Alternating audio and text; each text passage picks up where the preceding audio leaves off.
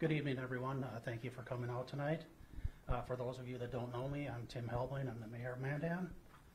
The city of Mandan expresses our deepest condolences to the families of Robert Falker, Lois Cobb, William Cobb, and Adam Furr, and to the RJR maintenance and management owners, employees, and customers.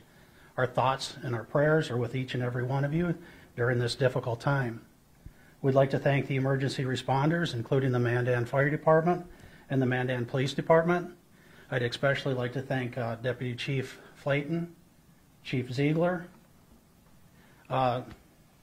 Chief Ziegler is not only a great chief, but I consider him a super chief, one of the best chiefs there is. And one of the reasons I say that is he knows the strengths and weaknesses of his department. He's not afraid to reach out when he knows he needs help, needs a hand.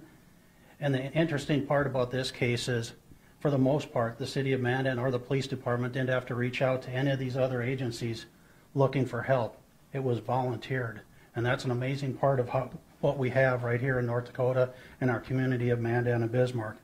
It's been a difficult week for everyone involved, and we want to especially thank the public and the business community in Mandan and also the surrounding areas by providing valuable information to the police department.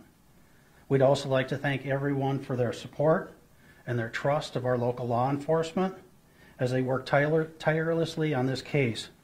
We live in a great community, and when adversity strikes, we all come together, and that is shown by the support that we have seen in this community all week. Please keep your thoughts and prayers with the victims and their loved ones during this difficult time. Be respectful.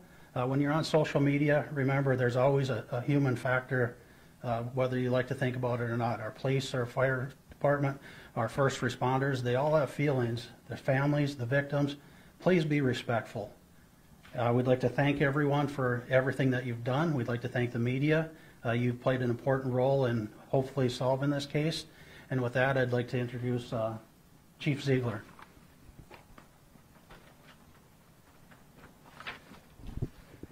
Thank you very much, and thanks for being here tonight. After I'm done with this statement, I'm going to open it up for 5 minutes of questions to be fair to you guys, so you guys can ask some questions. Just keep in mind also this is still an active investigation, so some of those questions might not be able to be answered. So just keep that in mind. On April 4th, 2019, at approximately 7:46 p.m., Mandan Police Department arrested Chad Isaac, 44, of Washburn, on 4 counts of AA felony murder. On Monday, April 1st, 2019, at 7:29 a.m., Mandan Police responded to a medical call at RJR Maintenance and Management. Once on scene, officers found 4 individuals deceased. The victims had suffered stab wounds and or gunshot wounds. Many hours of video surveillance were reviewed by investigators, and a suspect's vehicle was identified. Further investigation led to McLean County Sheriff's Office locating the vehicle in Washburn. McLean County deputies conducted a traffic stop on the suspect vehicle and detained Isaac while a search warrant was executed on the vehicle. Evidence discovered on Isaac and in the vehicle provided probable cause to place Isaac under arrest for the murders. Even though an arrest has been made, the investigation is still going on. Investigators will continue to process evidence and gather information. At the present time, a motive for the crime is unknown. Mandan Police Department would like to extend our gratitude to our citizens of Mandan for their patience and trust in us. We would like to thank the extended community for providing the videos, the leads, the tips, and the offer for help. A special thanks to local, state, and federal law enforcement agencies that have offered their assistance to this entire investigation. At this time, please continue to keep the families and co-workers of the victims in your thoughts. We will continue to support the employees of RJR in their time of need. And that is my statement. I will open it now for questions and also be respectful to give people some time to ask other questions. So yes, sir, I'll go with you first. Can you say what Mr. Isaac's connection to RJR was? Was he a renter? It's still under investigation. I don't have that specific. That goes under the motive is really unknown right now. It was already broken that the trailer park was managed by RJR, but we don't know the connection with Mr. Isaac. The trailer park where he lived? That's correct. That was already in the news. You guys already broke that earlier. Are you looking for any other suspects in connection to this case? Currently, right now, no, we are not. At what point did you realize the vehicle or get a tip about the vehicle being in connection? As I stated in my statement here, we went through a lot of video and on the surveillance video and tracking everything. We got pictures of the vehicle and were able to track it to where we found it in Washburn. Do you know when that tip came in or when you guys started following? It was a bunch of, that was early on Monday once we started pulling the videos and we started getting leads to that.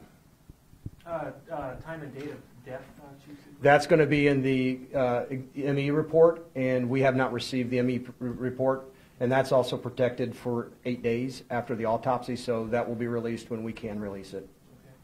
You recovered a weapon or weapons? That's part of the investigation, sir. We're not at liberty right now to talk about the recovering of the weapons. To clarify really quick, can you go over those charges again? Is it murder? It is murder. Okay. It is 4 counts of AA murder. How did the tips from the public help you guys out in this investigation and lead to this arrest? It was actually very helpful. The citizens were giving us some very good leads to follow up. We did not look at any lead and say this isn't valuable.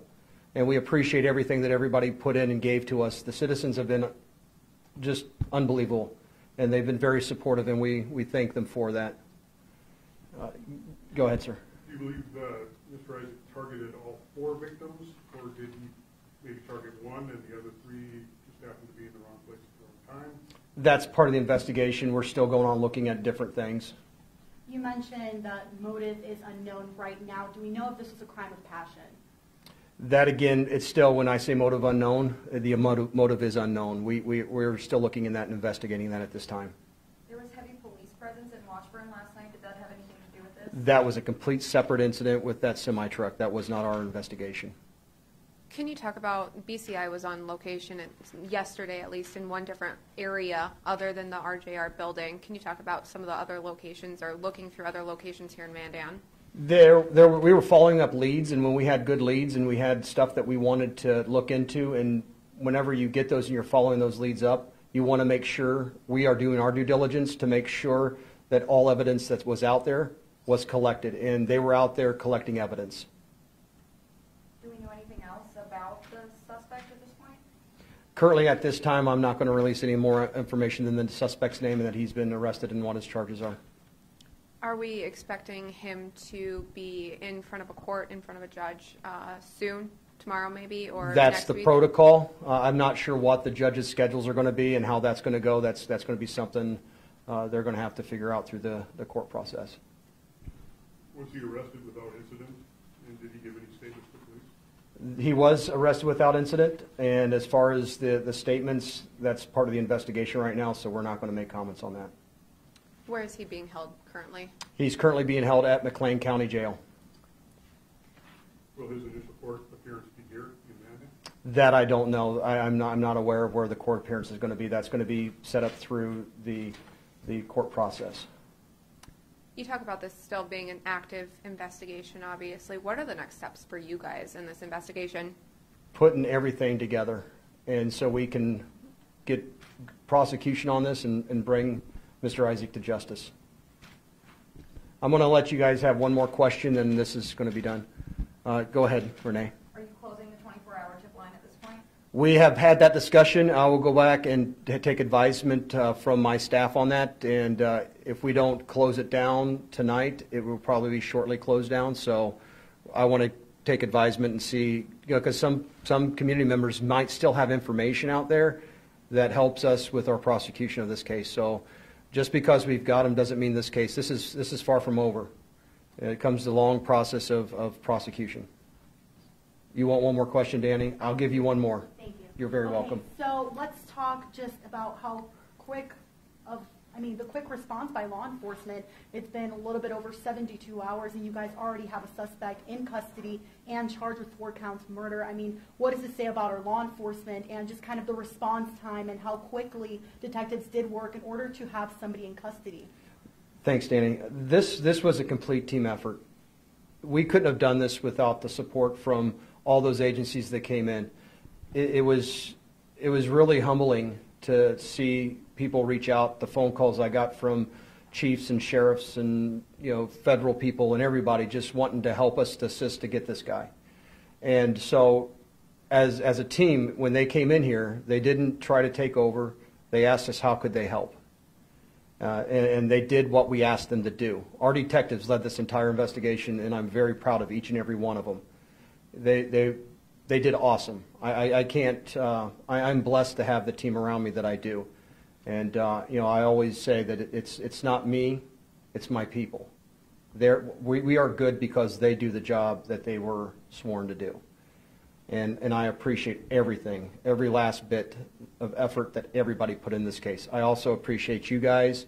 I hope you guys understand where we're at with the investigations, and I hope I gave you the information you were looking for over the past several days, and it's just really a good thing how we all came together on this. So I appreciate asking that question, Danny. I appreciate it. So at that, I'm going to stop this interview, and thank you guys, and have a great night.